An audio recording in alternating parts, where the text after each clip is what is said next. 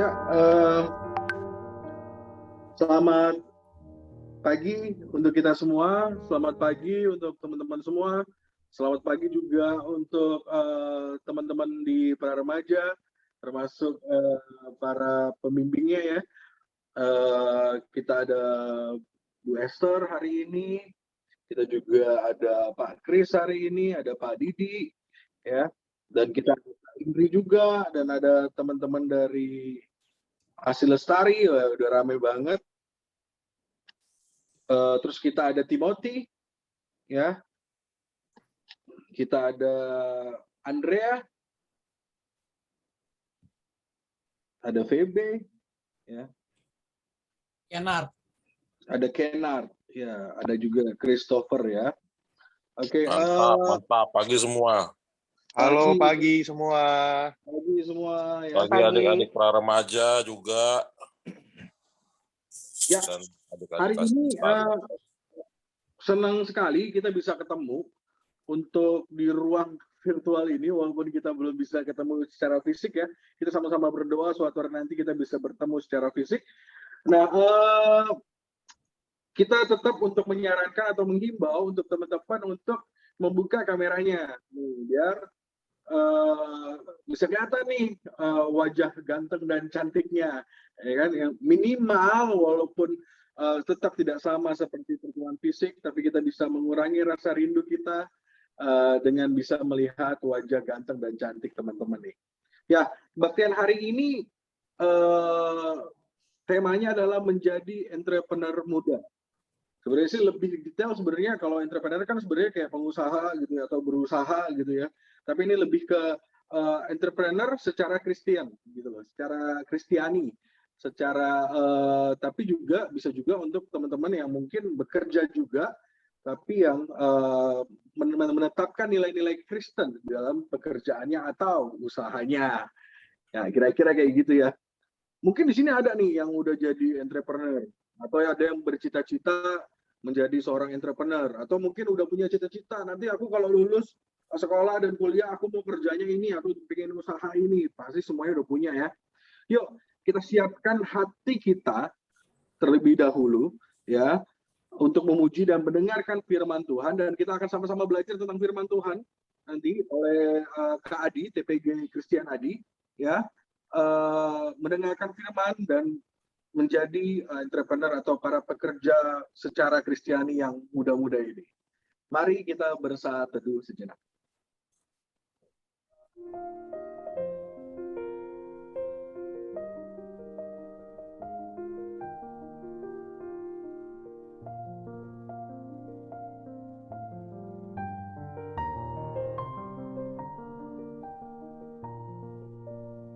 Ya, teman-teman, untuk yang baru pertama kali ikut juga ya, kita akan mengganti semua sikap berdiri dan siap kita dengan mengepalkan tangan kanan kita dan menaruh di dada kiri kita ya. Kita akan mulai berhimpun. Aku bersyukur kepada Tuhan dengan segenap hatiku. Aku mau menceritakan perbuatanmu yang ajaib. Aku mau bersukacita dan bersukaria karena Engkau. Bermasmur bagi namamu yang maha tinggi. Kita menyanyikan Allah hadir bagi kita.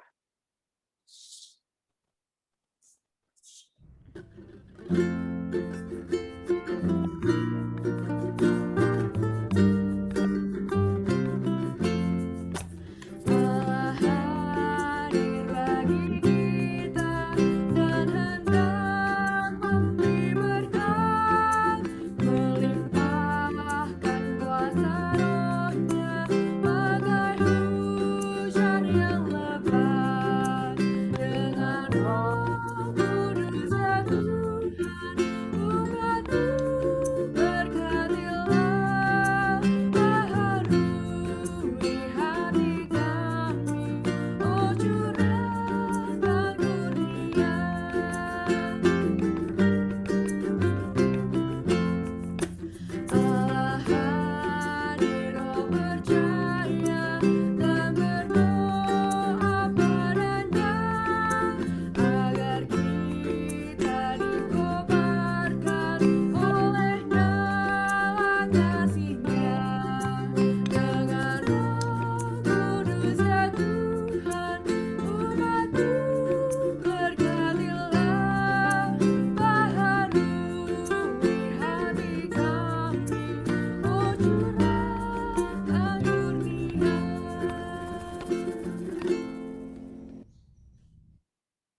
Pertolongan kita adalah dalam nama Tuhan yang menjadikan langit dan bumi.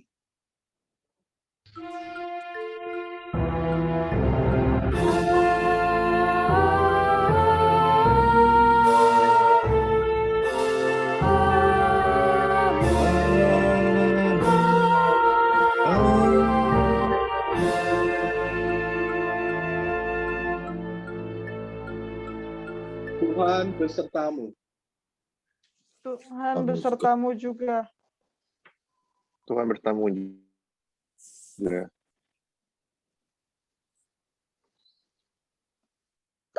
Halo teman-teman, apa kabar? Sehat? Atau lagi nggak sehat? Sehat-sehat. Tahu. Sehat. Ada yang lagi sedih, galau, atau semuanya sukacita? Boleh dong dikasih.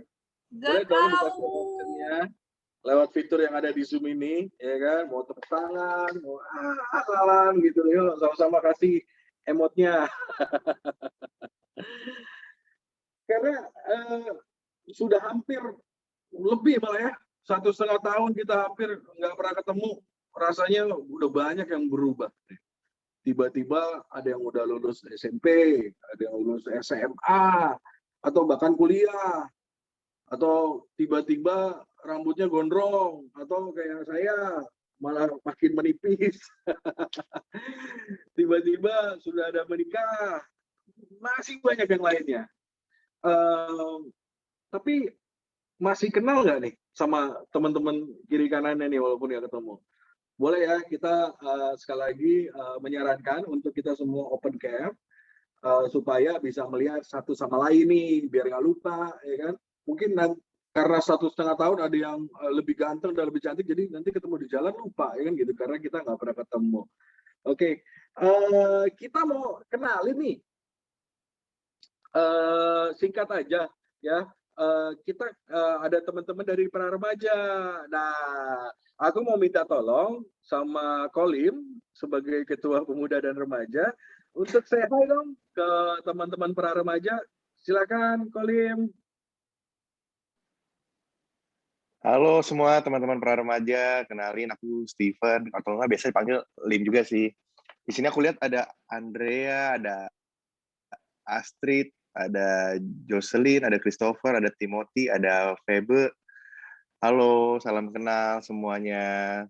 Salam juga ngikutin, selamat juga ngikutin kebaktian di remaja pemuda. Di sini juga bisa kenalin ada beberapa pengurus juga, ada Iren, ada Alvin, ada Ciilka, itu yang lebih concern ngurusin untuk kebaktian. Terus banyak deh, ada di sini juga ada Koko Abraham. Nah, ntar teman-teman kalau dari pra remaja penasaran, bisa tuh ntar di subscribe aja kakak-kakaknya, bisa saling kenal muka-mukanya. Nah, kalau Natua pemuda remajanya tuh udah paling serem deh. Jadi semua kalau nanti masuk remaja pemuda pasti yang jagain Bang Ron. Ya Bang ya. Ya pokoknya salam kenal ya teman-teman dan selamat mengikuti kebaktian. Oke, thank you Coach Stephen Lim. Jadi baru tahu job desk-nya Penatua pendamping tuh sekaligus jadi bodyguard. Sesuai sama tampang. Oke, teman-teman balik ke tema kita hari ini. Menurut teman-teman, entrepreneur itu apa sih? Boleh tuh di chat, tulis di chat, entrepreneur itu apa gitu loh. Dan sifat yang perlu dimiliki oleh seorang entrepreneur atau pekerja itu apa sih gitu loh. Jadi nggak cuma pengusaha nih ya, orang yang kerja juga. Nah, sifat-sifat secara Kristiani yang biasanya orang muda tuh harus punya gitu loh. Orang Kristen tuh harus punya di tempat kerja maupun di usahanya. Kira-kira apa? Boleh di chat tuh teman-teman semuanya. Ya.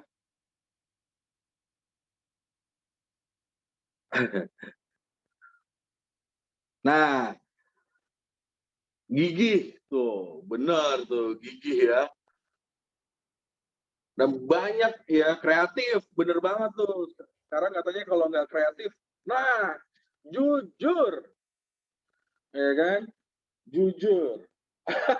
Benar, bayar pajak tuh, bayar Bang. Pajak. Benar. bisa mengatur, wow, bayar pajak lagi, inovator, ya, bertanggung jawab, bener banget, bertanggung jawab itu juga penting ya. Berarti orang bertanggung jawab juga taat pajak. Nah, itu juga mengandalkan Tuhan, bener. Kasih iman dan pengharapan. Waduh, udah kayaknya Kak Adi nggak usah khotbah lagi, udah dijawab semua. Iya, udah tinggal amin aja. Nah, berarti kan mesti punya sifat-sifat yang seperti itu ya.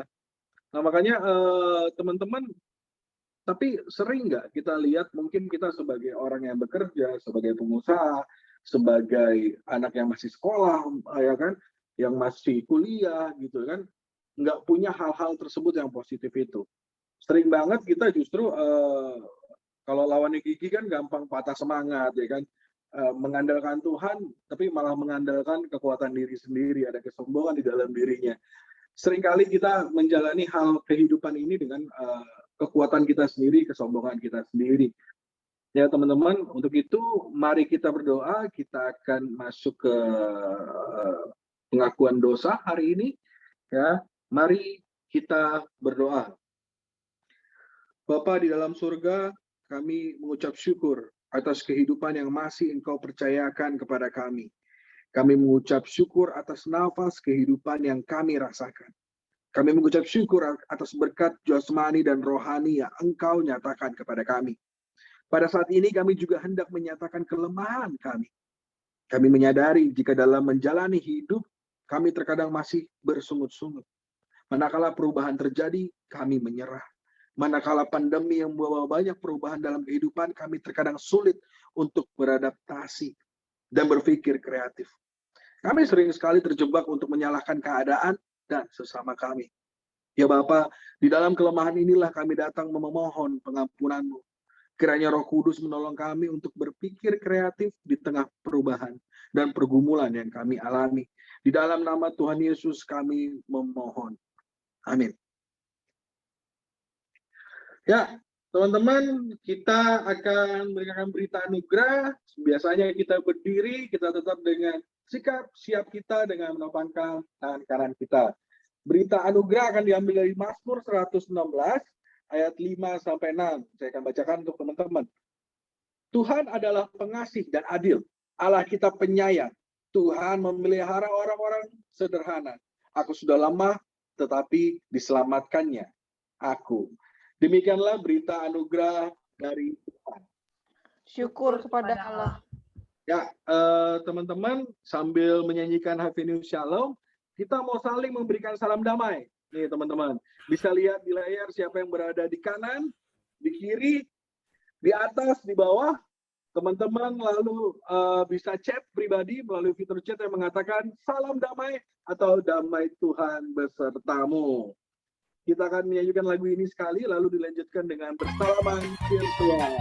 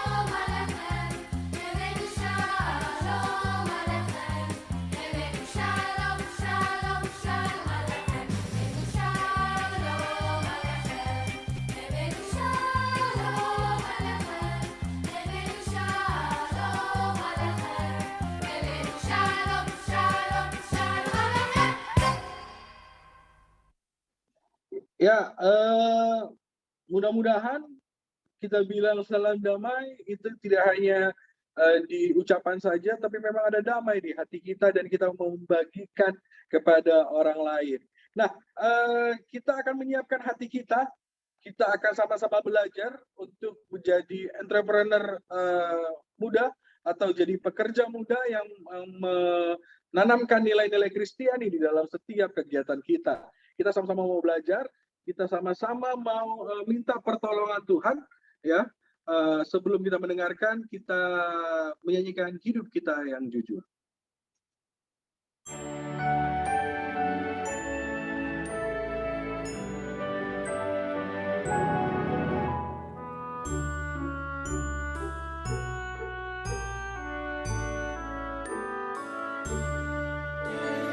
Hidup yang jujur hendak ku serah pada Yesusku yang aku sembah. Persekutuan mesra dan kudus ingin ku ikat dengan penebus.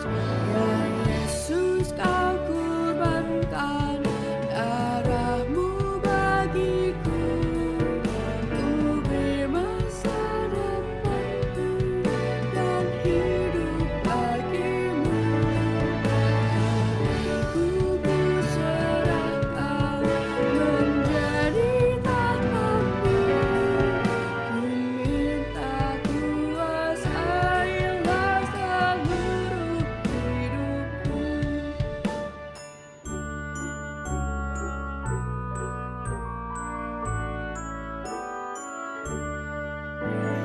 Di mana-mana setiap kerja kan ku lakukan demi namanya, rela menanggung sengsara pedih. Ku ikut Yesus, ku pikul salib. Ya Yesus, kau kurbankan darahmu bagiku, ku beri masa depanku dan hidup bagimu. Hatiku ku serahkan menjadi tanganmu, ku minta kuasailah seluruh hidupku.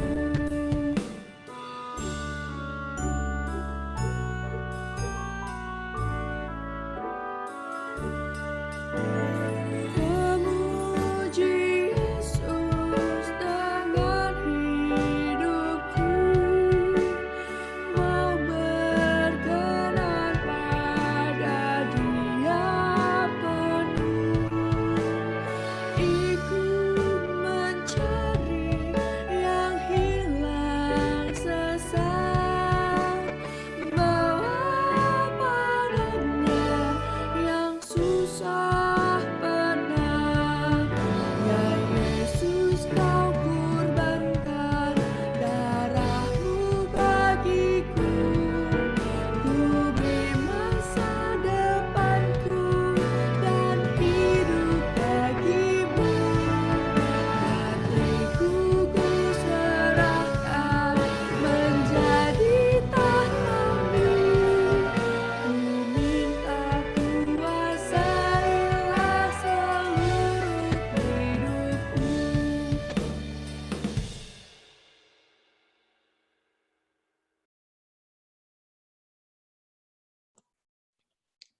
Oke, baik. Adik-adik dan teman-teman semua, mari kita siapkan hati kita untuk mendengarkan firman Tuhan. Sebelumnya mari kita berdoa. Ya, mari kita berdoa. Sungguh ya Tuhan, kami boleh menjalani kehidupan kami hingga saat ini itu semua karena kemurahan Tuhan. Dan dalam iman dan keyakinan kami sebagai anak-anak Tuhan, di mana darah Kristus menjadi kurban bagi kehidupan kami atas segala dosa kami, dan ini juga yang menjadi spirit kami untuk terus berjalan bersama dengan Tuhan. Dan dengan yakin kami juga boleh teguh untuk mengatakan bahwa masa depan kami ada di dalam Tuhan. Dan hidup kami pun seutuhnya adalah bagi Tuhan. Karena itu ya Tuhan, pada pagi hari ini, kami menyerahkan seluruh hati kami, seluruh pikiran kami, hanya tertuju kepada Allah saja. Biarlah kami boleh memahami setiap perkataan maupun firman Tuhan yang menjadi kekuatan bagi tubuh dan jiwa kami. Yang juga Tuhan kami boleh berjalan di dalamnya seturut dengan kebenaran-Mu, sehingga kami tahu mana jalan yang benar yang Tuhan kehendaki, dan kami tidak mengambil jalan yang salah. Kiranya Roh Kudus senantiasa menolong kami dan menguasai seluruh diri kami ya Tuhan. Inilah kami sebagai anak-anak-Mu yang siap untuk menerima sabda Tuhan. Di dalam Kristus kami berdoa. Amin. Ya, baik teman-teman. Saya akan mengundang kita semua untuk membaca Alkitab dari Kisah Para Rasul pasal 18 ayat 1 sampai 4.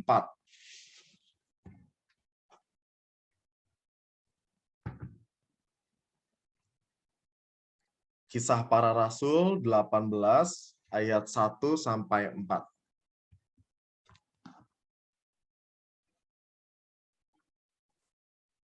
Saya akan bacanya untuk kita semua. Mari kita simak bersama. Kisah Para Rasul 18 ayat 1 sampai 4. Kemudian Paulus meninggalkan Athena lalu pergi ke Korintus. Di Korintus ia berjumpa dengan seorang Yahudi bernama Aquila yang berasal dari Pontus. Ia baru datang dari Italia dengan Priscilla, istrinya, karena Kaisar Claudius telah memerintahkan supaya semua orang Yahudi meninggalkan Roma.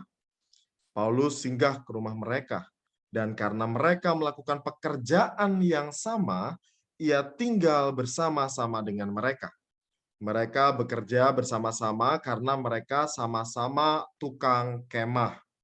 Dan setiap hari Sabat, Paulus berbicara dalam rumah ibadat dan berusaha meyakinkan orang-orang Yahudi dan orang-orang Yunani. Demikianlah pembacaan firman Tuhan. Teman-teman yang berbahagia adalah setiap kita yang mau melakukan firman Allah di dalam kehidupan sehari-hari. Haleluya.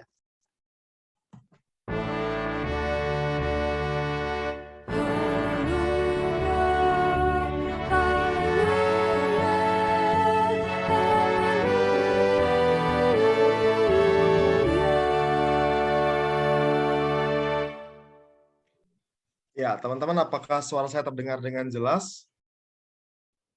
Jelas, Oke, jelas, thank Mas you. Odi. Mantap. Jelas. Tolong nanti kalau putus-putus diinterupsi ya. Soalnya nih WiFi baru sembuh di sini, jadi takutnya trouble, tolong diinterupsi. Nah, teman-teman, selamat pagi untuk kita semua. Bersyukur ya kita bisa beribadah bersama pada hari ini, dan juga selamat malam untuk teman-teman yang ada di Amerika ya, yang juga ikut ibadah bersama kita ya. Tadi saya lihat ada Ronald, terus ada yang lain juga ya. Ya, teman-teman, seperti tadi yang disampaikan oleh Kak Roni, ya, adik-adik para remaja. Jadi tadi liturgusnya adalah penatua pendamping pemuda remaja. Teman-teman bisa panggil Kak Roni, kalau saya Kak Adi gitu ya. Pasti Bang Roni mau bicara sesuatu nih, oh enggak? Bang. Oh Bang, nggak boleh Kak ya. Ya, Bang Roni, gitu ya. Tema kita hari ini adalah menjadi entrepreneur muda. Nah, teman-teman bicara soal menjadi entrepreneur muda, begitu ya. Ketika saya membaca bahan ini, yang menjadi ganjalan buat saya adalah yang pertama, saya harus berkhotbah tentang entrepreneur, sedangkan saya bukan seorang entrepreneur. Itu yang pertama, teman-teman. Dan saya yakin di sini ada yang lebih jago gitu ya dalam hal wirausaha, pengusaha. Di sini ada Bang Roni, ada Kolim gitu ya, dan teman-teman yang lain yang pastinya lebih mumpuni di bidang wirausaha atau usaha dibandingkan saya atau Pak Christian Siregar gitu ya. Kalau kami yang jualan, kami yang usaha mungkin tekor kali ya, rugi yang ada gitu ya, nggak dapat untung. Itu yang pertama ya. Yang kedua adalah ya berkaitan dengan yang pertama tadi, menjadi entrepreneur muda itu kan berarti bersifat basic ya, dan ini menjadi bahan yang baik untuk teman-teman remaja yang sekarang sedang SMA atau mungkin ke depannya akan pastikan kita akan bekerja atau kita akan meniti karir gitu ya sesuai dengan cita-cita atau passion kita, para remaja juga, adik-adik para remaja. Tapi kalau bicara soal menjadi entrepreneur muda, buat teman-teman pemuda nih yang udah melalang buana di dunia usaha gitu kan, mungkin udah stepnya udah jauh begitu ya. Mungkin sekarang udah lebih banyak menemukan banyak dinamika, persoalan gitu ya, gejolak gitu ya. Nah itu range-nya akan sangat jauh gitu dengan teman-teman yang remaja dan pra remaja. Dan yang ketiga teman-teman, yang jadi ganjalan juga terkait tema ini adalah tema kita menjadi entrepreneur muda. Itu berarti maksud saya itu bukan berarti ketika bukan menjadi entrepreneur menjadi sesuatu yang buruk begitu ya. Itu ya. Jadi ketika tema ini disampaikan bukan berarti setelah ini kita semuanya cita-citanya jadi entrepreneur gitu ya. Nggak juga teman-teman. Tetapi kita lihatnya dalam arti yang luas gitu ya, menjadi pengusaha baik gitu ya, oke juga, apalagi sekarang dunia serba digital gitu ya, online, semua peluang itu bisa dilakukan, apalagi yang nggak lihat usia ya, apalagi sekarang ya teman-teman yang sambil kuliah pun bisa, yang sekolah SMA pun bisa sambil ada side jobnya gitu ya, dia jadi apa jualan online misalnya, atau tapi tetap fokusnya kan yang utama adalah belajar, saya seperti itu gitu ya. Nah dengan kata-kata yang saya katakan tadi teman-teman, bukan berarti setelah ini kita semua berbondong-bondong jadi entrepreneur, tapi kita bisa mengambil nilai-nilai yang terkandung di dalam apa ya profesi entrepreneur gitu misalnya. Atau khusus ya bukan dari profesi entrepreneurnya saja, tetapi menjadi Christian entrepreneur gitu. Kalau saya adalah seorang pengusaha gitu ya, apakah saya menjadi seorang pengusaha yang sama seperti dengan yang lain atau bagaimana saya menjadi seorang pengusaha yang Kristen gitu. Ya. Kalau saya sekarang adalah seorang karyawan misalnya, bagaimana saya menjadi seorang karyawan yang memegang nilai-nilai yang Yesus ajarkan. Kalau saya sekarang bekerja sebagai freelancer atau saya bekerja sebagai seniman atau saya bekerja sebagai pedagang, apapun itu gitu ya.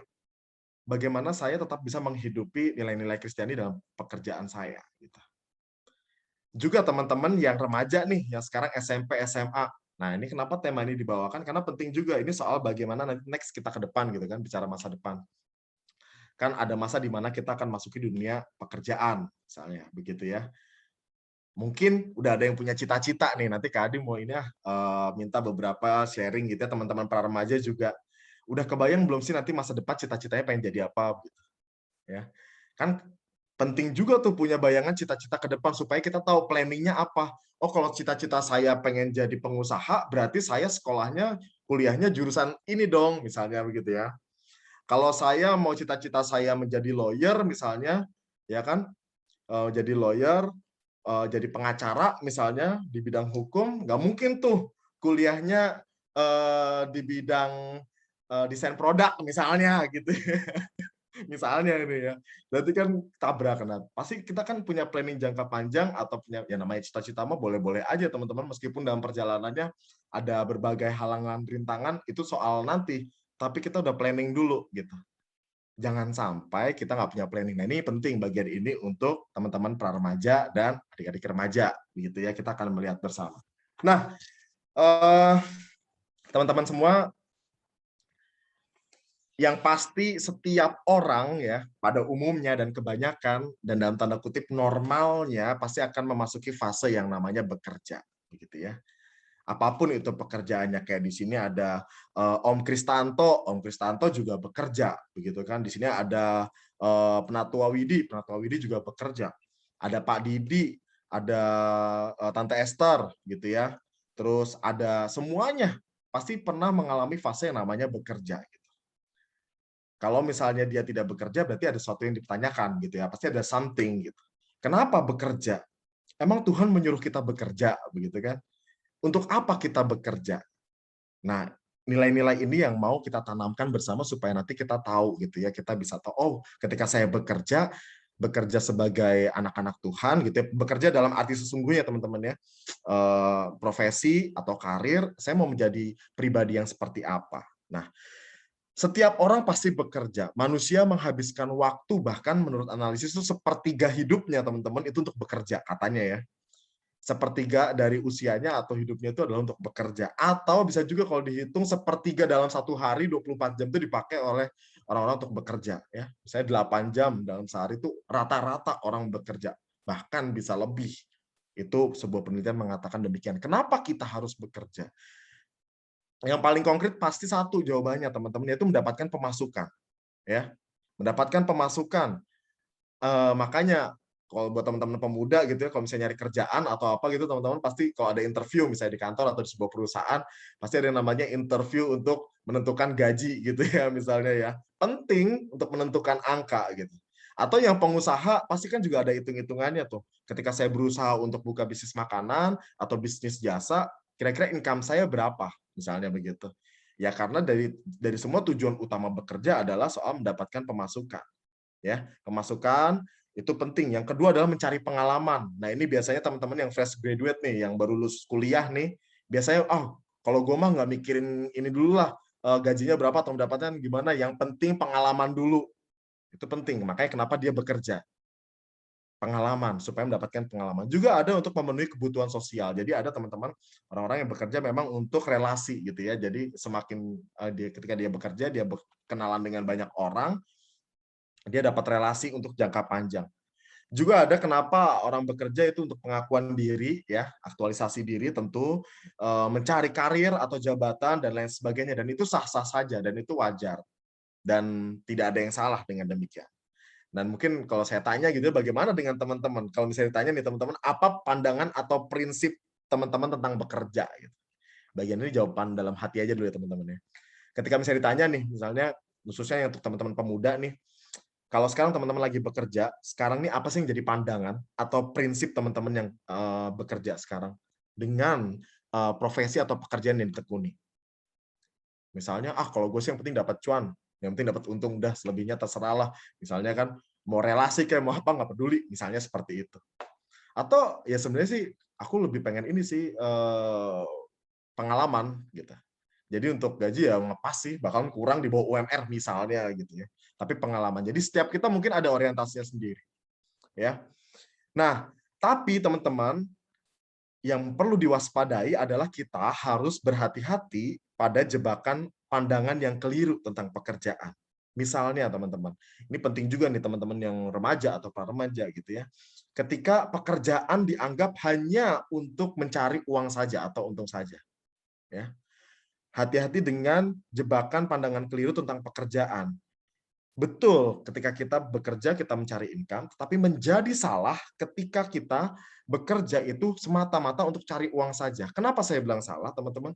Karena kalau orientasi kita fokus pada nyari uang aja, akhirnya kita mengesampingkan nilai-nilai yang sebenarnya menjadi nilai-nilai moral, nilai-nilai agama, nilai-nilai yang Yesus ajarkan. Gitu. Fokus kita akhirnya menjadi untung gimana caranya jadi untung, akhirnya apapun diterabas, aturan diterabas, bahkan nilai-nilai diterabas, bahkan banyak ada sikap-sikap yang mestinya tidak dilakukan, akhirnya dilakukan. Dan itu banyak, teman-teman. Nah, itu jadi refleksi kita bersama nih, khususnya teman-teman pemuda nih ya. Kalau sekarang udah ini, apakah pekerjaan yang aku geluti sekarang, meskipun di masa pandemi, begitu ya, saya nggak tahu nih keadaan sekarang sudah pulih atau belum nih, bisnisnya teman-teman atau pekerjaan teman-teman, dari segi usaha segala macam, saya berharapnya semua dalam keadaan yang terus membaik. Tapi selama kita berproses bekerja, apakah kita masih dalam koridor nilai-nilai Kristenan? Atau jangan-jangan kita sudah tidak punya koridor lagi. Nah, ini jebakan yang saya bilang, hati-hati dengan itu. Karena topik kita tadi yang disampaikan oleh Bang Roni, bagaimana kita menjadi entrepreneur, Christian entrepreneur. Ya. Jadi orang-orang entrepreneur, pengusaha, ataupun pekerja. Gitu ya. Orang-orang yang bekerja sebagai seorang Kristen. Ya. Hati-hati juga terhadap pemujaan terhadap karir atau profesi tertentu. Ini misalnya anak-anak remaja nih, atau teman-teman para remaja yang sekarang lagi ngebayangin, ntar kalau aku udah lulus SMP atau lulus SMA atau kuliah, aku pengen jadi apa ya? Mungkin ada godaan terbersikol dulu anak SD gitu ya, ditanya misalnya, cita-citanya mau jadi apa? Pasti pilihan yang pertama adalah dokter, ya kan? Pilihan kedua, pilot. Misalnya ya, kalau dulu zaman saya nggak tahu nih, sekarang anak SD kalau ditanya pengen jadi YouTuber kali ya. atau jadi apa sekarang? Jadi jadi YouTuber. Kalau dulu begitu pengen jadi dokter, pengen jadi pilot karena udah ada image yang dibangun ketika jadi dokter, yaitu sesuatu yang bagus gitu ya. Tapi nggak salah, bener gitu ya. Menjadi apapun itu benar. Tapi hati-hati jangan sampai kita terjebak pada pemujaan yang hanya di permukaan tanpa kita mendalami atau menjajaki. Apa yang didalami ya termasuk diri kita juga, potensi kita juga. Jadilah dokter memang kalau misalnya passion kita adalah dokter dan kita mau mendalami dan menggeluti bidang itu. Jadilah seorang pilot gitu ya kalau misalnya kita mendalami dan menggeluti itu. Jadilah YouTuber, jadilah seniman, jadilah psikolog, jadilah apa kalau kita emang mendalami dan kita meyakini bahwa itu passion kita gitu. Dan kita enjoy di dalamnya. Ini proses yang panjang nantinya. Artinya jangan sampai karena ngelihat misalnya sekarang waduh jadi kayak Atta Halilintar enak banget ya jadi YouTuber gitu ya. Wah, duitnya banyak lagi enaknya jadi YouTuber, mungkin perjalanannya nggak segampang itu, teman-teman, mungkin. Kalau nggak punya passion. Tapi artinya jangan sampai terjebak pada pemujaan, wah enak banget profesi ini, enak banget profesi ini. Enggak, tapi kita harus mendalami. Nah, teman-teman tidak berhenti pada bekerja dan mendapatkan gaji.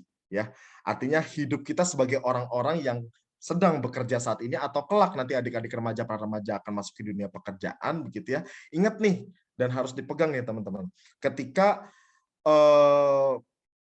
hidup kita tuh ketika kita bekerja tidak hanya berhenti pada titik saya bekerja, saya mendapatkan gaji dan pemasukan dan saya fun. Sebenarnya enggak berhenti situ, tapi ada step selanjutnya, teman-teman. Yaitu bagaimana kita semestinya setelah mendapatkan itu kita memuliakan Allah, ya. Memberikan persembahan syukur kita kepada Allah. Persembahan itu bukan berarti dalam hal materi saja, tetapi bagaimana kita mengungkapkan syukur kita atas apa yang kita terima, juga dalam hal bekerja, gitu ya. Dengan demikian, teman-teman, pekerjaan kita atau pekerjaan adik-adik remaja para remaja suatu saat nanti, gitu ya, akan menjadi pekerjaan yang sungguh-sungguh mulia. Nah, pekerjaan yang sungguh mulia itu artinya bagaimana? Apa ukuran sebuah pekerjaan itu atau aku sebagai orang-orang Kristen, sebagai pekerja atau sebagai pengusaha Kristen, ketika aku dianggap sebagai pengusaha yang benar dalam kekristenan itu seperti apa sih? Ukurannya apa sih? Ada dua, teman-teman. Yang pertama adalah bermanfaat atau berdampak buat orang lain. Ya, itu yang pertama. Sekarang kita bisa lihat nih yang lagi teman-teman pemuda nih, yang lagi kerja nih sekarang gitu ya, atau lagi berkarir ya. Menurut teman-teman pemuda, sekarang yang dikerjain lagi, apa yang sekarang digeluti, dikerjain ini ngefek nggak sih buat orang lain? Berdampak nggak sih buat orang lain? Itu perlu kita renungkan tuh. Entah yang punya karyawan, yang punya pegawai, yang punya mitra kerja gitu ya. Itu ngefek nggak sih? Atau jangan-jangan malah sebaliknya gitu ya, bikin sengsara mereka gitu ya. Nah, itu teman-teman yang tahu itu ya. Nah, yang kedua teman-teman, kalau tadi kita bekerja yang baik gitu ya, yang sesuai dengan koridor Kristenan itu ya, berdampak buat orang lain. Yang kedua perlu teman-teman ini adalah bermanfaat atau berdampak juga untuk diri sendiri ya. Pastikan kalau pekerjaan itu berdampak dan bermanfaat buat diri sendiri. Artinya apa? Bukan dipandang sempit berdampak dan bermanfaat secara honornya ya, atau dari segi gaji atau pendapatannya, bukan itu. Tetapi dari pekerjaan dilakukan kita mengalami pertumbuhan nggak sih di dalamnya? Kita ngalamin perkembangan diri nggak sih? Diri kita kayak bertumbuh lebih dewasa nggak sih misalnya gitu ya. Di tengah pandemi ini banyak yang dihantam segala macam. Kita bertumbuh nggak di situ gitu. Meskipun kadang malah nggak untung atau malah kita dipotong gaji misalnya. Tapi bekerja sebagai seorang Kristen yang bekerja itu kita bisa mengukur koridor kita sudah benar di dalam Tuhan atau enggak ketika kita mengalami pertumbuhan dalam diri kita. Ada dampak dalam diri kita. Tumbuh secara bagaimana menyikapi persoalan, tumbuh berkembang dalam hal relasi, menjalin relasi, cara berpikir, dan seterusnya, dan sebagainya. Nah, teman-teman, lantas bagaimana Alkitab berbicara soal pekerjaan, gitu ya? Nah, dalam teks hari ini yang kita baca, teman-teman, tadi dalam Kisah Para Rasul 18 ayat 1-4 gitu ya.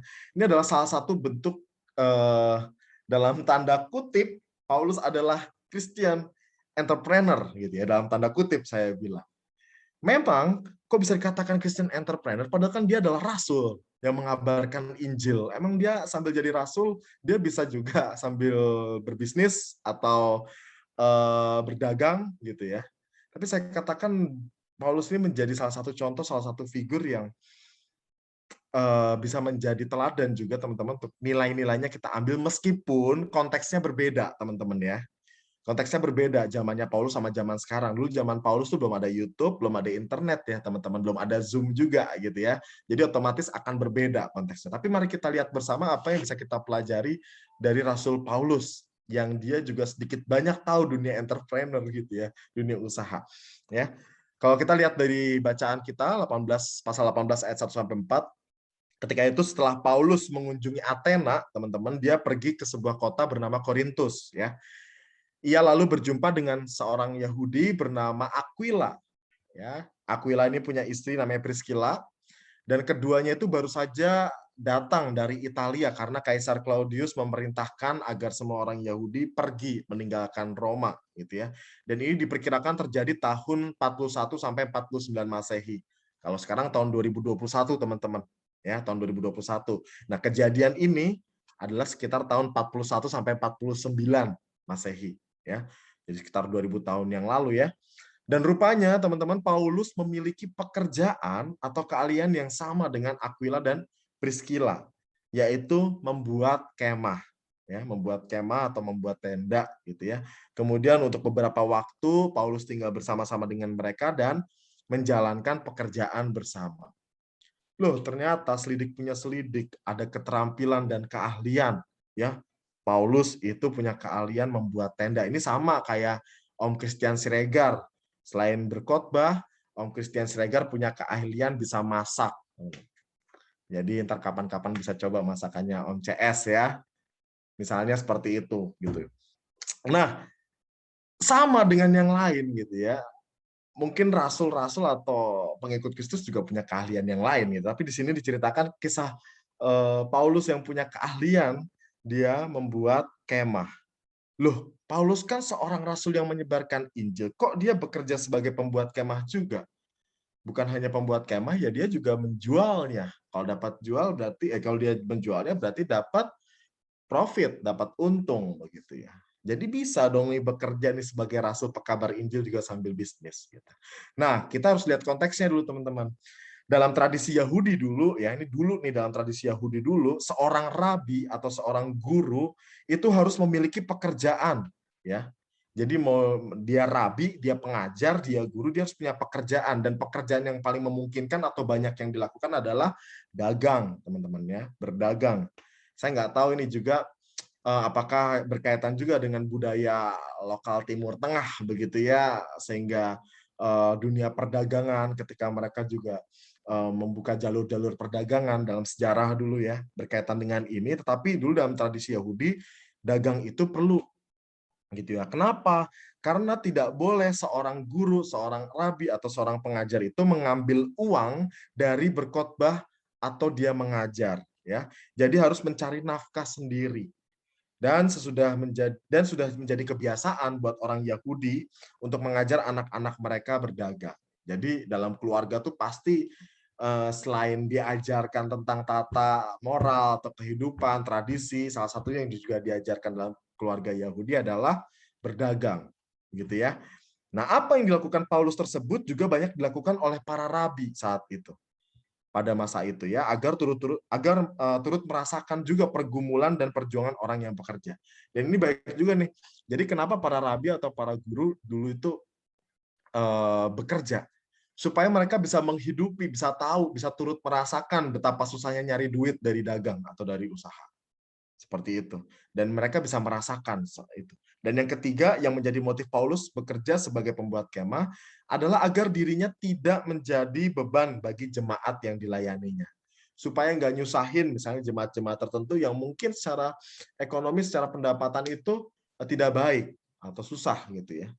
Dan hal ini diungkapkan oleh Paulus dalam 1 Tesalonika 2 ayat 9 dikatakan, sementara kami bekerja siang malam, supaya jangan menjadi beban bagi siapapun juga di antara kamu. Dan ini teman-teman kalau kita tahu ya di gereja-gereja di Indonesia misalnya nih ya di daerah Jawa misalnya yang di desa atau di kampung ada loh pendeta-pendetanya yang mungkin ibaratnya jaminan kesejahteraan hidupnya gitu ya atau bahasa kita gajinya gitu ya. Itu tidak dalam berupa uang tapi dalam bentuk hasil bumi gitu ya. Hasil bumi kemudian entah beras, entah jagung gitu ya, sayur-sayuran. Bahkan ada juga daerah-daerah misalnya pendeta-pendeta yang memang concern-nya itu pelatihannya bukan di berkhotbahnya tapi pemberdayaan kebun cabe misalnya begitu. Ada tuh teman-teman tuh. Ya. Jadi ada satu STT yang ya tentu sekolah Alkitab namanya teologi ya, tapi juga ada mata kuliah bagaimana pemberdayaan kebun misalnya ya, menanam cabe dan seterusnya supaya apa ketika mereka ditempatkan di daerah nanti mereka bisa memberdayakan. Nah, jadi kalau konsep sekarang bukan berdagang gitu ya, dalam arti lebih ke pemberdayaan jemaat gitu ya. Kalau beda, kalau kita kota-kota besar kan kayak gini kan di kayak Kepaduri gitu ya, kita nggak punya kebun, nggak punya sawah. Di sini kok kita di sebelah ada sawah asik juga ya, ada kebun cabai gitu ya, kita bisa pemberdayaan. Tapi konteksnya berbeda dengan kota besar. Tapi kalau di daerah memang pemberdayaan itu perlu dan ini nilai-nilai yang menurut saya selaras gitu ya dengan apa yang Paulus bilang jangan sampai jadi beban. Itu yang Paulus sampaikan. Dari sini kita melihat teman-teman bahwa pekerjaan yang dilakukan oleh Paulus itu bukan sekadar memenuhi kebutuhannya sendiri ya. Meskipun dia jualan kemah, tetapi hasil jualannya itu enggak untuk dirinya sendiri. Tapi lebih dari itu yaitu mendukung pelayanannya. Apa pelayanannya? Memberitakan Injil. Makanya tadi di ayat yang keempat dikatakan apa?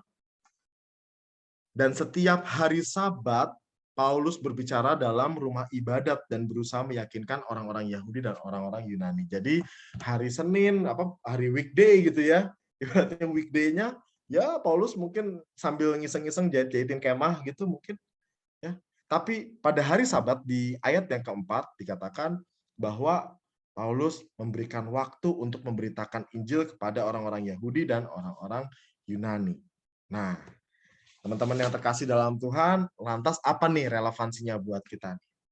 Balik lagi ke temanya tadi, menjadi entrepreneur muda, tetapi nggak dipandang sempit ya teman-teman ya, menjadi Christian entrepreneur atau Christian worker gitu ya, atau menjadi orang-orang atau kelak nanti kita bekerja sebagai seorang Kristen, bagaimana sikap kita belajar dari Paulus. Ada 3 muara pada akhirnya teman-teman. Ini 3 muara nih maksudnya ujungnya gitu ya. Yang perlu kita pegang yang pertama adalah bekerja itu teman-teman pada akhirnya memang untuk kebutuhan manusia, kebutuhan kita dan ini wajib gitu ya. Memang sebuah keharusan. Makanya tuh ada ayat kan saya lupa tuh janganlah kamu makan kalau kamu tidak mau bekerja gitu ya di dalam perjanjian baru ya. Dengan bekerja kita bisa memenuhi kebutuhan diri kita, kebutuhan keluarga kita kelak kita sudah berkeluarga begitu ya. Bahkan kita juga bisa berbagi. Ya, dengan bekerja kehidupan kita jauh lebih baik ya. Berbeda dengan konteks ketika kita tidak bekerja. Tentu teman-teman ini dalam arti ketika kita bisa melakukan ya, bukan kalau misalnya terus gimana Kak kalau dia udah lansia, udah sakit, udah cuma bisa berbaring ya itu lain cerita ya. Tapi sebagai kita anak muda ya kita bisa menanamkan ini bahwa dengan bekerja kehidupan kita akan lebih baik dan itu yang juga Tuhan kehendaki ya. Terus yang kedua teman-teman, ini adalah soal pemenuhan diri. Apa maksudnya pemenuhan diri? Yaitu Tuhan sendiri menggambarkan dirinya adalah pekerja yang kreatif. Tuhan sendiri adalah pekerja, teman-teman. Emang apa yang Tuhan kerjakan? Tuhan menciptakan alam semesta. Ya. Kalau kita lihat Kejadian pasal 1 itu kan semua karya pekerjaan Tuhan. Ya. Bahkan Tuhan juga dia bekerja menciptakan manusia menurut gambarnya dan memberikan manusia dan kita pekerjaan untuk dilakukan. Makanya kan ada perintah Tuhan yaitu penuhilah bumi dan taklukkanlah, kuasailah, kelolalah bumi ya. Ada Adam dan Hawa dan beranak cuculah dan seterusnya itu. Dan juga kepada kita saat ini kan kita diajak juga untuk mengelola bumi, alam gitu ya, menjaga alam, memelihara alam. Ya. Nah, ini juga yang menjadi perintah Tuhan juga nih. Tuhan adalah Allah sendiri yang adalah pekerja kreatif gitu ya, menciptakan alam semesta. Kita pun dipanggil untuk bekerja. Nah, karena kerja adalah suatu yang kreatif dan ini dinyatakan dalam manusia, dengan demikian potensi manusia, potensi kita untuk menjadi kreatif merupakan bagian dari gambar Allah untuk manusia. Dan tanpa kerja, manusia tidak sepenuhnya menjadi manusia. Saya suka sekali dengan statement ini gitu ya. Ketika kita tidak bekerja, teman-teman, kita menjadi manusia yang tidak sepenuhnya menjadi manusia. Tentu ini dalam konteks, balik lagi teman-teman, kita yang mampu, kita yang memang arahnya bisa ya, secara fisik, secara psikis semuanya ya. Makanya kalau pesan orang tua zaman dulu tuh teman-teman ya, misalnya kan, nanti kalau kamu udah gede ya, kerja yang bener ya, pasti doa orang tua kan begitu. Nggak mau pengen, nggak ada orang tua yang doa untuk anaknya tuh yang jelek gitu ya. Misalnya ya. Pasti salah satu doa orang tua adalah mendapatkan pekerjaan, mendapatkan profesi sesuai yang menjadi passion kita gitu. Tentu semua itu kita serahkan dalam tangan Tuhan ya, apalagi namanya pekerjaan ya teman-teman. Dalam pandemi ini kan juga banyak saudara-saudara kita yang kehilangan pekerjaan misalnya, sulit dalam pekerjaan. Mungkin juga di antara kita juga mengalami. Nah, bagian ini kita terus berserah pada Tuhan. Dan yang ketiga, teman-teman, Christian entrepreneur atau Christian worker gitu ya, kita sebagai pekerja akan terlihat kita benar-benar memiliki nilai kekristenan adalah ketika pekerjaan kita sungguh memuliakan Tuhan. Ya. Tujuan akhir kerja bukanlah untuk mengumpulkan harta benda, teman-teman. Tujuan akhir kerja bukanlah untuk memperkaya diri, itu belum akhir. Itu belum akhir, tapi ada lanjutannya. Apa lanjutannya? Untuk mempersembahkan diri kita pada kemuliaan nama Tuhan. Entah dalam bentuk apapun, entah memberi kayak, entah kita ngebangun apa kayak gitu ya, entah untuk berbagi, menolong sesama gitu ya. Yang bisa kita hayati dan kita nyatakan bahwa itu adalah wujud persembahan diriku pada Tuhan. Karena Tuhan udah baik memberikan berkat pada saya. Jadi nggak berhenti pekerjaan itu pada kayak diri sendiri, tetapi bagaimana hidup kita memuliakan Tuhan. Dan pekerjaan Allah sendiri menggambarkan kemuliaannya sebagai pencipta. Lebih jauh lagi, teman-teman, bahwa Allah adalah satu pribadi yang memanggil manusia untuk melakukan tugasnya. Untuk menerima tugas ini berarti manusia harus mentaati Allah dan membawa kemuliaan bagi Dia. Jadi pada akhirnya, teman-teman, baik kita yang sekarang udah bekerja, atau lagi di ambang ujung tanduk kerjaannya sekarang, begitu ya, atau lagi tidak pasti atau sedang menunggu sebuah pekerjaan, atau teman-teman remaja nih yang sekarang lagi SMP, SMA, lagi studi, yang lagi ngebayangin ntar yang SMP aku IPA apa IPS ya, bisa seperti itu, atau yang lagi SMA nih, ntar aku jurusannya apa ya, ntar aku kuliah di mana ya, ntar kalau aku jurusan ini ntar aku jadi apa ya, gitu ya. Atau teman-teman yang para remaja lagi kalut, belum kepikiran sih Kak pengen jadi apa, nggak tahu juga begitu ya. Gak apa-apa teman-teman, tapi yang pasti kita udah pegang. Mau sebagai pekerja, sebagai pelajar, lakukanlah itu untuk kemuliaan nama Tuhan. Ya, itu yang mau kita pegang sekarang. Nah, sekarang saya mau minta kita untuk sharing nih sedikit ya. Mulai dari para remaja dulu ya teman-teman, adik-adik para remaja. Nah, nih. Adik-adik para remaja, di sini ada beberapa yang depannya tulisannya para remaja ya, betul ya. Saya mau nanya nih, nah Kak Adi mau nanya nih, kalian ada nggak sih, udah kebayang belum sih cita-citanya pengen jadi apa? Simpel kan? Yuk. Saat ini kepikiran sih pengen jadi ini. Ini kayaknya sebut nama deh, kayaknya ya. Coba Kak Adi lihat ada siapa aja pra remaja di sini, atau siapa dulu yang mau ngomong. Ini Astrid, ini adiknya Erik bukan nih? Betul ya Bu Esther ya? Oke, Astrid. Nah, yuk buka mic Astrid. Halo Astrid. Halo Astrid. Iya, Kak. Oke, bisa dengar suara Kak Adi ya? Masih di... Iya. Oke. Astrid, mic-nya nyalain aja terus, gak apa-apa. Jangan nyala mati ya. Mute. Astrid, cita-citanya pengen jadi apa Astrid? Belum kepikiran, Kak. Belum kepikiran, tapi pernah kepikiran apa? Pernah kepikir? Guru mungkin. Menjadi guru. Oke, mantap. Jadi guru. Guru apa dulu nih?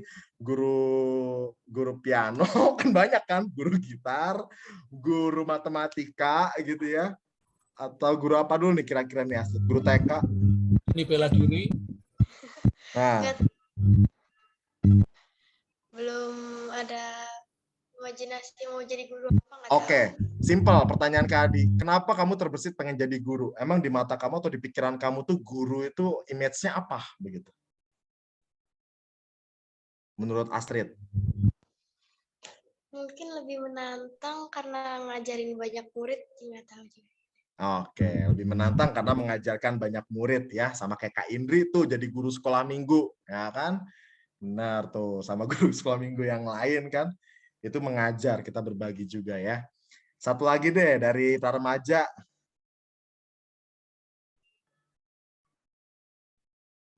Para remaja tadi ada Kenard kalau nggak salah ya, benar nggak ya? Kenard mah bukan para remaja dong. Para remaja bukan ya? Iya, Kenard Pranowo. Kenard ya, Bu Esther ya? Iya, Kenard. Oke, Kenard cucunya Bu Jenny ya, benar ya ini ya? Ya, betul. Halo, oke. Halo Kenard, mana Kenard?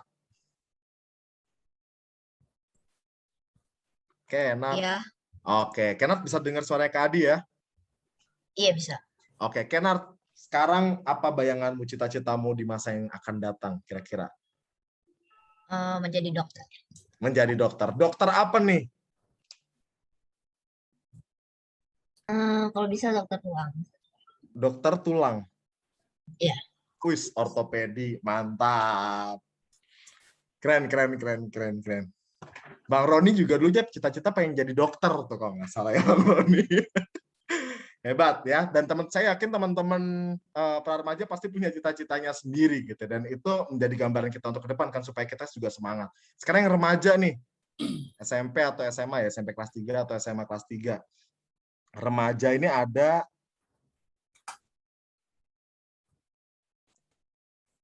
Iren Resen. Kan masa SMP, Ren. Enggak, itu nggak resen. Aduh, yang remaja siapa ya di sini ya? Boleh kasih rekomen nggak nih, Kak Lim? Ada Valerin, ada... Oh, Valerin. Oke. Valerin, sekarang kelas berapa Valerin? Kelas 11. 11. Oke, 11 berarti kelas 2 SMA ya. Udah kebayang belum ntar kuliahnya mau jurusan apa? Udah kebayang belum? Kalau sekarang teknologi pangan. Wis, teknologi pangan ini mantap nih, bisa support programnya Jokowi.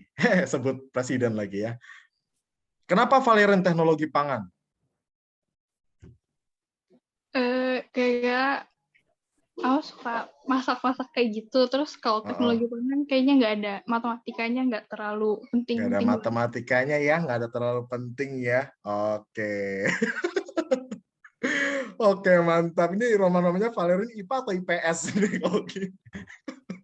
Oke, teknologi pangan ya. Luar biasa. Nah, itu bayangan kita untuk ke depan, suatu saat nanti Valerin bisa bekerja atau di bidang itu begitu. Satu lagi teman-teman remaja yang cowok siapa nih? Kak Lim. Ada Peter. Peter. Ini Peter ya? Peter. Ya. Tadi panggil kan? Oh iya. Mana Peter gambarnya? Saya sini. Oh iya, benar-benar kelihatan. Peter sekarang kelas berapa, Peter? Saya kelas 11. Kelas 11. Udah kebayang mau jurusan apa kuliahnya? Of course lah, saya punya. Apa tuh? Saya mau di perfilman, mau jadi sutradara atau direktur, tapi juga bisa CGI maker. Amin. Kok keren-keren ya anak Kepaduri jurusannya, anti mainstream. Jadi senang tuh Bang Roni tuh, udah senang tuh. Ya, perfilman loh, keren. Udah ada bayangan mau rencana studinya di mana? Iya, udah kebayang di UPH College lagi. Oh, oke. Di UPH. Semoga lancar ya buat cita-citamu ya, Peter ya. Dan ingat ya, segala sesuatu yang kamu kerjakan bisa untuk kemuliaan Tuhan gitu ya. Dan ntar Kepaduri bisa bikin film. Wah, keren banget pasti. Oke, sekarang dari itu keren. Dari teman-teman pemuda. Nah, kalau pemuda ini spesial nih, teman-teman. Sharing lah 1 atau 2 orang gitu ya tentang buat teman-teman yang pra remaja tadi yang udah cerita cita-citanya, buat Peter dan buat teman-teman yang lain yang udah mulai planning ke depan, kita sekarang dengar dari suara kakak-kakak yang sudah terjun ke dunia pekerjaan. Gimana sih kendala yang dihadapi? Bagaimana sih tetap merasakan masih bisa nggak sih benar-benar untuk bekerja sebagai seseorang yang emang tetap dalam koridor nilai-nilai kekristenan, dan tantangannya apa aja sih? Nah, ini penting nih kakak-kakak pemuda nih, ya, supaya bisa kita punya bayangan dan kita bisa belajar bersama-sama. Siapa nih yang pemuda yang mau sharing?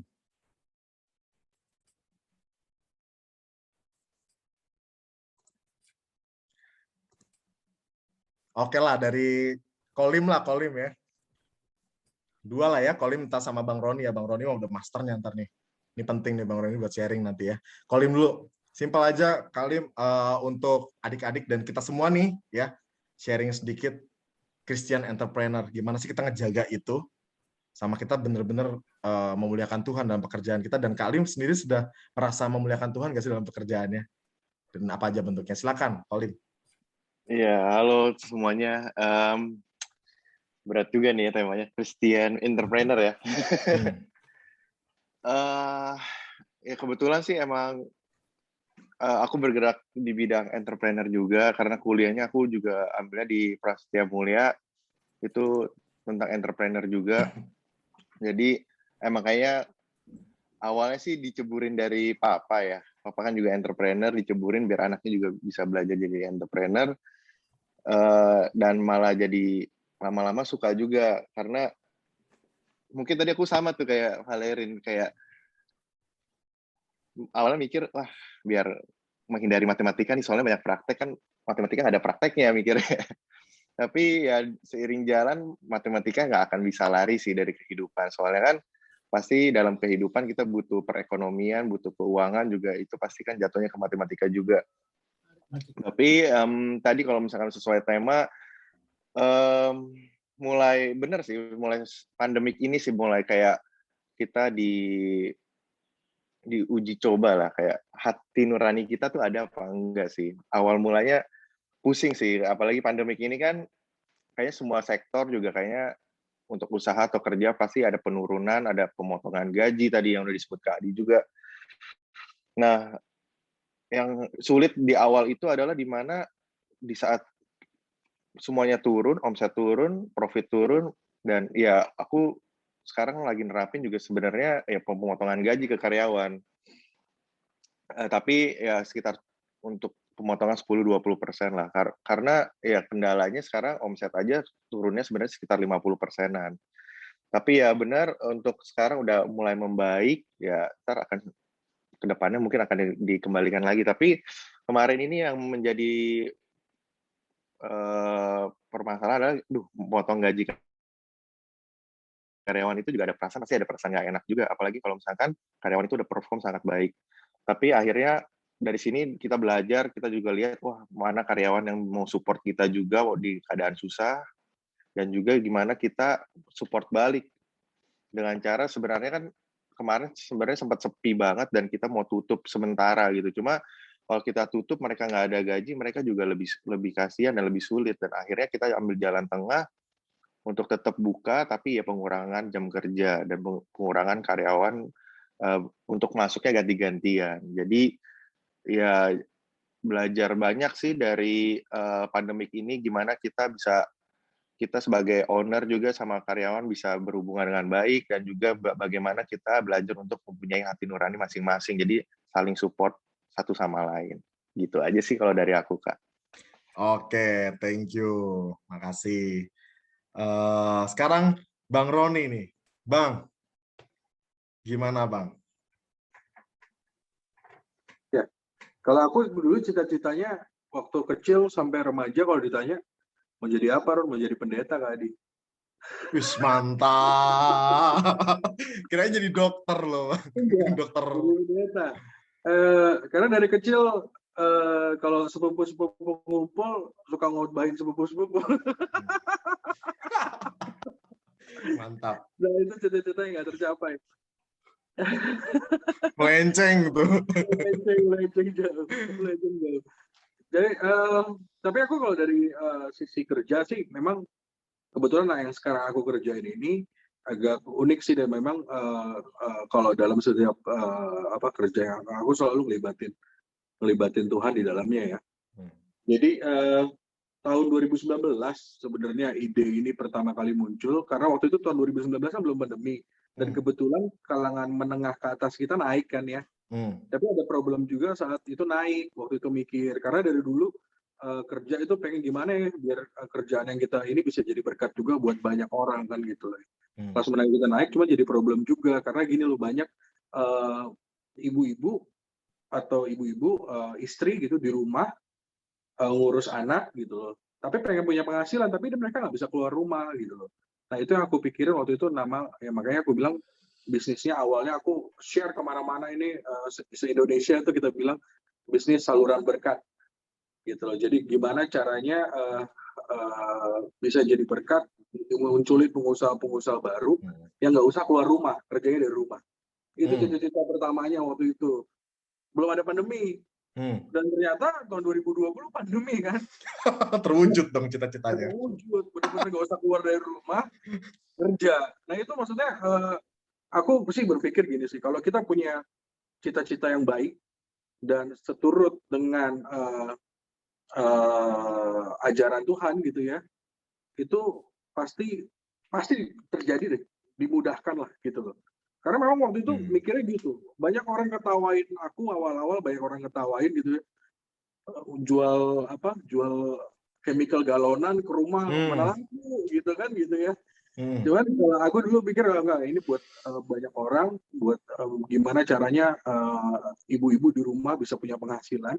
Karena waktu itu aku ngeledekin sih, aku bilang gini kalau ke ibu-ibu jangan percaya suami ya, jangan semua ini ke suami ya. Suami kalau semuanya penghasilan dari suami, ibu-ibu cuma nggak menghasilkan di rumah, biasanya laki-laki belagu loh. Makanya ibu-ibu harus punya penghasilan sendiri, jadi punya sisi bargaining sendiri, nggak sepenuhnya penghasilan itu bergantung sama suami. Itu awalnya, dan pengen jadi saluran berkat ini sebenarnya dulu justru jadi penghalang aku untuk berkarir. Karena sering kali ditolak di perusahaan-perusahaan karena sistem berbagi ini. Gitu loh tadi. Jadi banyak yang dibilang ini apa ya, ini orang terlalu idealis, tidak memperhatikan perusahaan gitu ya. Padahal kalau tahun ini puji Tuhan bisa bilang share untuk perusahaan ada, share untuk orang lain lebih besar, dan otomatis ya puji Tuhan lah gitu loh, di tengah pandemi kita udah bisa 400 pengusaha baru sekarang. Mantap. Itu ada ya, Tuhan yang hebat lah, kita kan cuma saluran doang, Pak Adi. Itu aja. Ya, itulah salah satu wujud dari memuliakan Allah dalam pekerjaan kita ya, dan itu bisa menjadi the real entrepreneur, Christian entrepreneur itu ya. Dan teman-teman di sini sebenarnya masih banyak nih teman-teman pemuda yang latar belakang yang bekerja di sini. Ada Iren dengan kisahnya gitu ya, ada Mardi, terus juga ada Ciilka pasti juga punya kisahnya gitu ya. Nah, kalau dibahas di sini semua kita nggak akan keburu waktunya. Jadi teman-teman dengar bocoran nih, di setiap hari Kamis yang akan datang ada Dial edisi pekerjaan, jadi iklan gitu ya. Teman-teman bisa gabung di acara Dial gitu ya.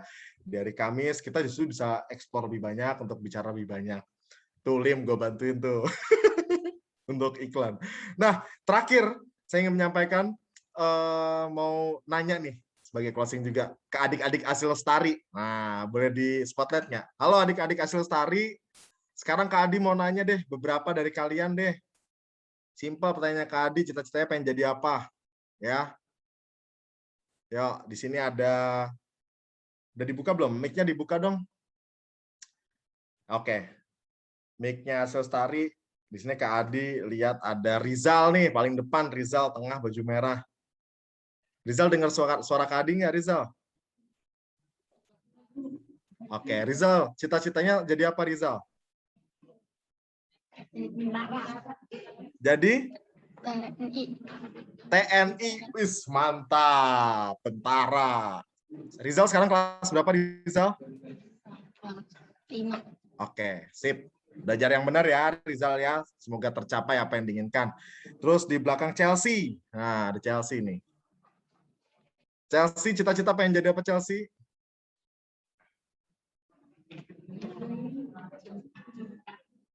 Chelsea udah kebayang cita-cita pengen jadi apa?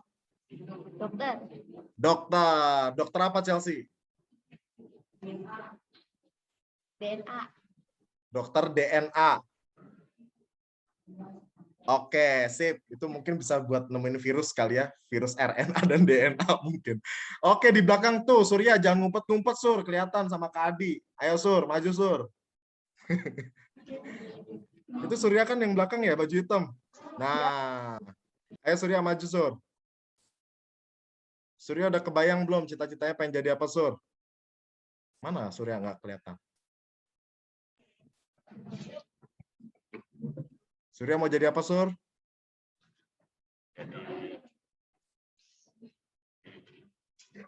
Hah?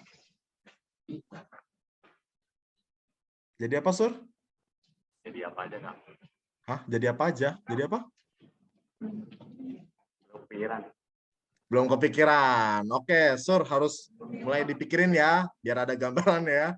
Oke. Satu lagi deh. Esther. Nah, di belakang tuh ada Esther tuh. Kadi tahu udah ngumpet-ngumpet di belakang, tapi kelihatan. Ya, yuk Esther maju. Esther mau jadi tentara atau mau jadi dokter? Tentara. Serius mau jadi tentara? Enggak. Oh, apa? Jadi apa cita-citanya, Esther? Jadi penyanyi. Jadi penyanyi, bener ya, jadi penyanyi ya? Kalau tercapai. Kalau harus tercapai dong. Ntar Kak Adi jadwalin deh di Kepaduri ya, jadi song leader. Oke, dan Kak Adi yakin adik-adik di Asil Lestari juga semuanya punya cita-cita ya, dipegang bener-bener, belajar. Kita semua juga, teman-teman kita juga terus belajar. Yang udah bekerja pun juga terus belajar. Kolib juga masih terus belajar. Bang Roni juga belajar. Kak Adi semua juga, kita semua pembelajar ya.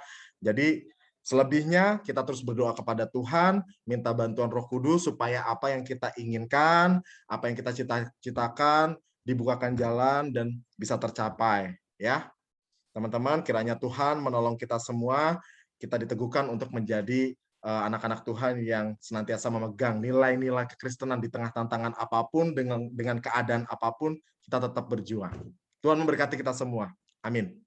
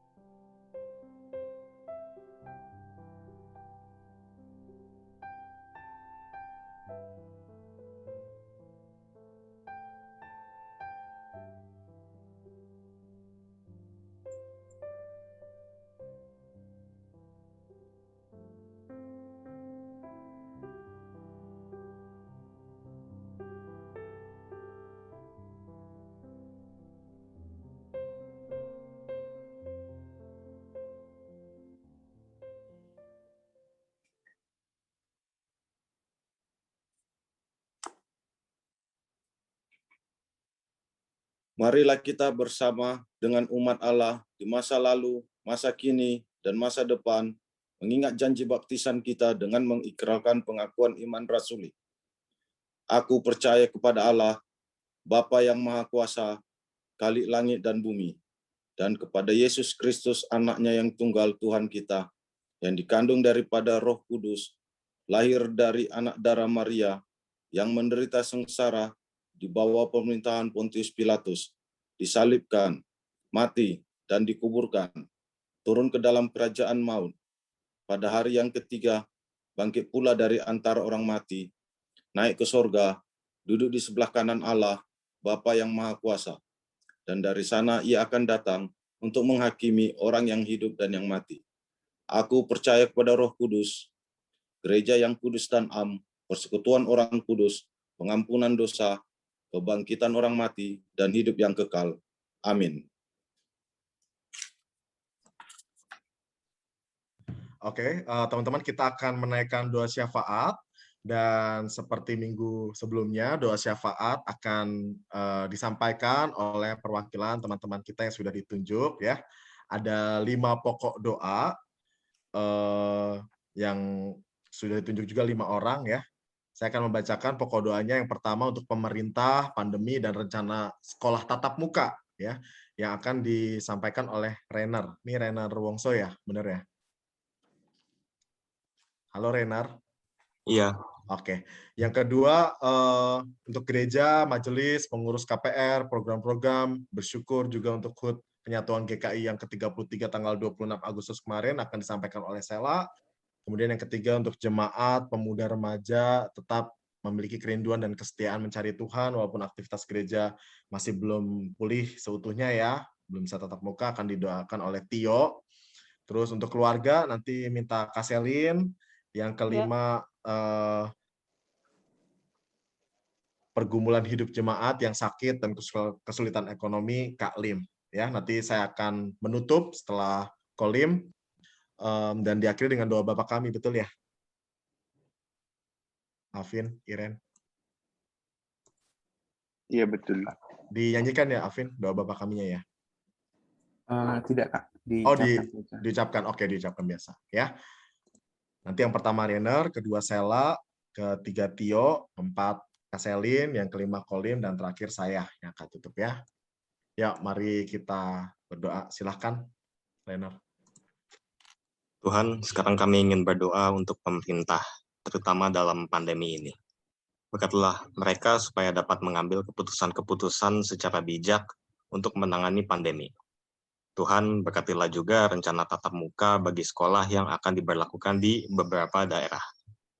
Berkati supaya rencana dapat berjalan dengan lancar, agar siswa-siswi dapat belajar kembali di sekolah dengan kondisi aman. Terima kasih Tuhan.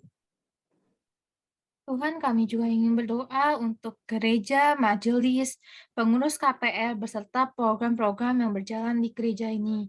Tuhan tolong berkati agar semua program yang telah direncanakan dapat berjalan dengan lancar. Semua pengurus dan majelis-majelis pun tetap Engkau berkati terus agar kami dapat terus menyiarkan berita-berita-Mu kepada seluruh dunia, dan juga bagi gereja kami, Tuhan berkatilah, dan juga Tuhan tolong cepat sembuhkanlah dunia ini agar kami dapat berkumpul kembali di gereja bersama-sama juga. Dan juga kami ingin bersyukur Tuhan atas HUT Penyatuan Gereja Kristen Indonesia ke-33 pada tanggal 26 Agustus. Tuhan, terima kasih atas penyertaan-Mu hingga kami dapat berdiri selama ini. Tuhan, terima kasih atas segala kebaikan-Mu. Dalam nama Tuhan Yesus kami sudah berdoa. Tuhan, terima kasih atas hari ini karena Engkau telah mengobrolkan kami walau melalui virtual. Tuhan, kami mohon kepadamu, berkatilah kami, jemaat, pemuda remaja di masa pandemi ini, agar kami selalu memiliki kerinduan dan kesetiaan untuk mencari Tuhan, walaupun aktivitas gereja dihentikan dan kami hanya bisa melakukannya secara virtual. Ya Tuhan, berilah kami selalu kesehatan dan kekuatan menghadapi pandemi ini. Terima kasih ya Tuhan, kami berdoa dan bersyukur. Bapa dalam surga, kami melanjutkan doa kami Tuhan dengan berdoa bagi keluarga-keluarga yang ada di GKI Kepaduri ini Tuhan, dengan berbagai persoalan yang mereka hadapi. Sebagai keluarga tentu banyak pergumulan, entah pergumulan ekonomi, pergumulan relasi. Tuhan, kiranya Engkau yang boleh menolong setiap keluarga agar dalam masa pandemi seperti saat ini mereka boleh tetap menjadi keluarga yang kompak dan harmonis, dan tetap menjadi berkat lewat apapun yang mereka lakukan. Biarlah dalam satu keluarga mereka boleh saling menopang dan saling peduli satu dengan yang lain, sehingga ya Tuhan, meskipun kami harus tetap berada dalam satu rumah dalam waktu yang lama, itu tidak membuat konflik di antara kami, tetapi membuat kami semakin saling mengasihi setiap anggota keluarga. Dan kalau dalam satu keluarga ada pergumulan-pergumulan khusus ya Tuhan, kiranya Engkau yang boleh menolong dan melawat mereka, sehingga mereka boleh menemukan jalan keluar yang seturut dengan rencana Tuhan. Inilah doa kami Tuhan bagi setiap keluarga. Dalam Kristus kami berdoa. Ya Tuhan, terima kasih Tuhan, pada pagi ini di sini kami boleh melakukan kebaktian bersama ya Tuhan, kebaktian gabungan dari pemuda, remaja, dan pra-remaja ya Tuhan. Tapi ya Tuhan, mungkin di dalam diri kami masing-masing memiliki setiap pergumulan ya Tuhan. Ya Tuhan, juga doakan kami di saat mungkin ada teman-teman kami juga yang sedang mengalami kesakitan atau rasa sakit. secara fisik atau mental ya Tuhan. Ya Tuhan, berkati agar bisa disembuhkan ya Tuhan, dan juga ya Tuhan, berkati kami juga yang sedang mengalami kesulitan dalam pekerjaan, dalam studi, yang mungkin di dalam pandemik ini juga sangat sulit ya Tuhan, karena mungkin dalam pekerjaan juga banyak pengurangan atau pemotongan gaji, dan juga dalam studi juga memiliki beberapa keterbatasan, yaitu dengan digital ya Tuhan. Ya Tuhan, semoga ke depannya akan menjadi lebih baik, sehingga pergumulan-pergumulan ini boleh kami lalui dengan lebih baik dan lancar. Terima kasih Tuhan, dalam nama Tuhan Yesus kami berdoa. Ya Tuhan, inilah seruan doa kami semua ya Tuhan. Kami yakin dan percaya bahwa Engkau memiliki rencana, kehendak yang baik untuk masa depan kami. Kami bawa seluruh diri kami ya Tuhan, saat ini dalam pelayanan kami, pekerjaan kami, semuanya dalam segala keadaan kami dan pergumulan kami ya Tuhan, hanya ke dalam tangan pengasihan Tuhan. Biarlah Engkau yang menjaga kami dan menolong kami dalam setiap tantangan dan persoalan yang kami hadapi, dalam pekerjaan kami, dalam studi kami, atau dalam setiap cita-cita kami. Dan pada saat ini kami juga bersyukur atas kehadiran pembimbing para remaja. Kami berdoa untuk Ibu Esther, untuk Pak Didi, untuk Pak Kristanto, Kak Indri, dan pendamping-pendamping lainnya. Kiranya Engkau juga senantiasa menjaga dan melindungi mereka yang sudah senantiasa mendedikasikan diri untuk mengajar, untuk mendampingi. Dan setiap kami semua ya Tuhan, sebagai anak-anak Tuhan, sebagai pelayan-pelayan Tuhan, biarlah hidup kami senantiasa memuliakan nama-Mu dengan apapun yang kami kerjakan. Inilah doa kami yang kami naikkan hanya di dalam nama Tuhan Yesus Kristus yang telah mengajarkan kami berdoa. Bapa kami yang di sorga, dikuduskanlah nama-Mu, datanglah kerajaan-Mu, jadilah kehendak-Mu di bumi seperti di sorga. Berikanlah kami pada hari ini makanan kami yang secukupnya, dan ampunilah kami akan kesalahan kami, seperti kami juga mengampuni orang yang bersalah kepada kami. Dan janganlah membawa kami ke dalam pencobaan, tetapi lepaskanlah kami daripada yang jahat. Karena Engkaulah yang punya kerajaan, dan kuasa, dan kemuliaan sampai selama-lamanya. Amin.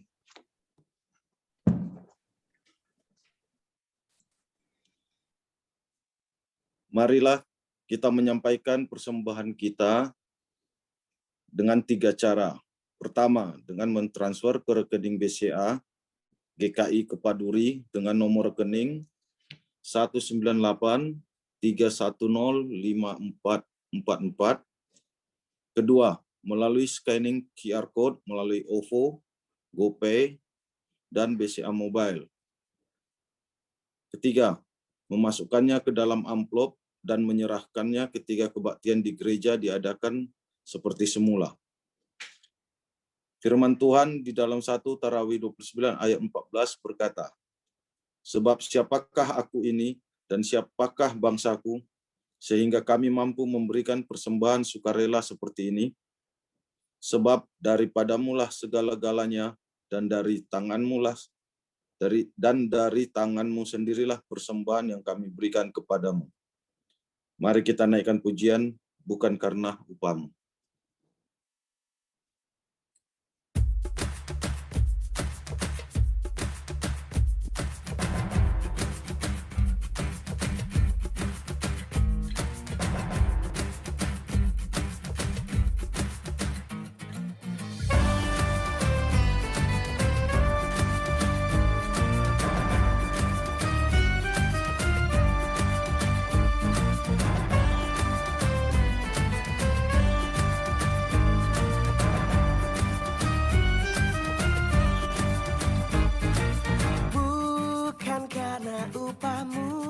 Dan bukan karena kebajikan hidupmu, bukan persembahanmu, dan bukan pula hasil perjuanganmu. Allah mengampuni kesalahan umatnya oleh karena kemurahannya, melalui pengorbanan putra tunggalnya, ditebusnya dosa manusia.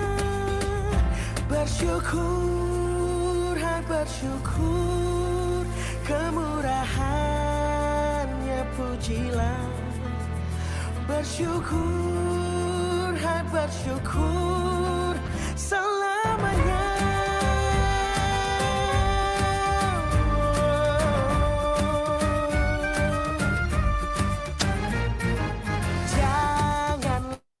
kau bermegah, dan jangan pula meninggikan dirimu. Baiklah selalu merendah dan hidup dalam kemurahan kasih-Nya. Keangkuhan tiada berkenan kepadanya, orang sombong direndahkannya. Yang lemah dan hina dikasihi-Nya penuh, yang rendah akan ditinggikannya. Bersyukur, hai bersyukur, kemurahan-Nya pujilah. Bersyukur, hai bersyukur, selamanya.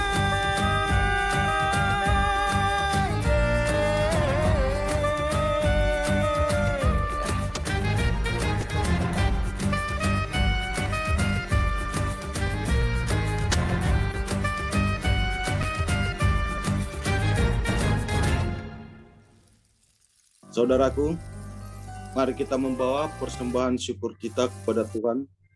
Mari kita berdoa. Bapa yang baik, terima kasih atas firman yang telah kami dengarkan. Tolonglah kami agar menjadi seorang yang dapat berpikir kreatif, berjiwa entrepreneur, dan memiliki kepedulian yang tinggi bagi orang-orang di sekitar kami. Bapa, saat ini kami membawa persembahan syukur kami. Kiranya Engkau berkenan menerimanya. Inilah doa syukur kami yang kami naikkan di dalam nama Tuhan Yesus, sumber segala berkat. Amin.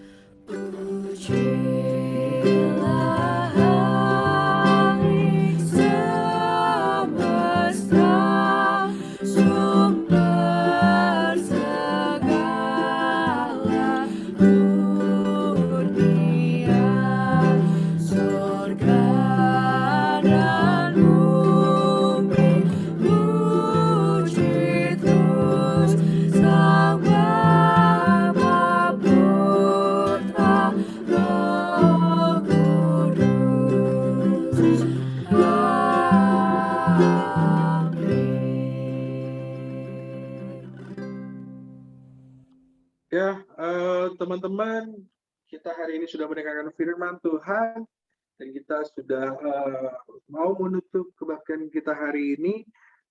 Aku cuma pengen bilang, jadi kalau aku tuh punya cita-cita sebenarnya sederhana, yaitu saat aku lahir, biarkanlah aku sendiri yang menangis, orang lain yang lain itu tertawa bahagia. Dan saat aku mati nanti, mudah-mudahan aku sendiri yang tertawa bahagia dan orang lain menangis. Jadi teman-teman, kalau kita belum bisa menjadi seorang pekerja atau pengusaha yang berguna bagi 100 orang, minimal kita bisa berguna buat 10 orang. Kalau kita tidak bisa berguna buat 10 orang, minimal bisa buat 1 orang. Dan kalau kita belum bisa berguna untuk 1 orang pun, minimal kita tidak jadi beban untuk orang lain. Biarkan kita berserah dan ingat selalu saat Tuhan memanggilmu.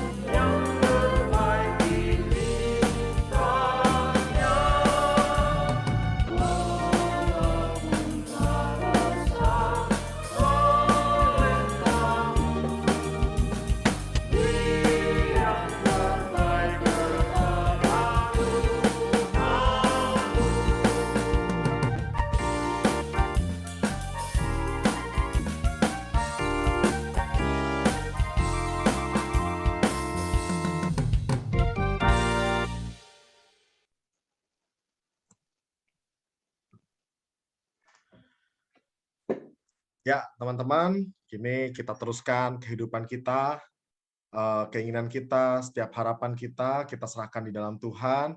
Biarlah kita dikuatkan dan dimampukan untuk menapaki perjalanan hidup kita ke depan, perjalanan keinginan, keharapan kita ke depan, kelak apapun yang ada di depan kita bisa menjalaninya, dan senantiasa Tuhan, Roh Kudus juga menyertai kita. Dan kini kita diutus dan terimalah berkat dari Tuhan. Cinta kasih Allah Bapa yang melampaui segala akal di dalam Putranya Tuhan Yesus Kristus dan di dalam persekutuan dengan Roh Kudus senantiasa meneguhkan setiap kita untuk menapaki perjalanan pengharapan di masa kini, masa depan, dari sekarang sampai selama-lamanya.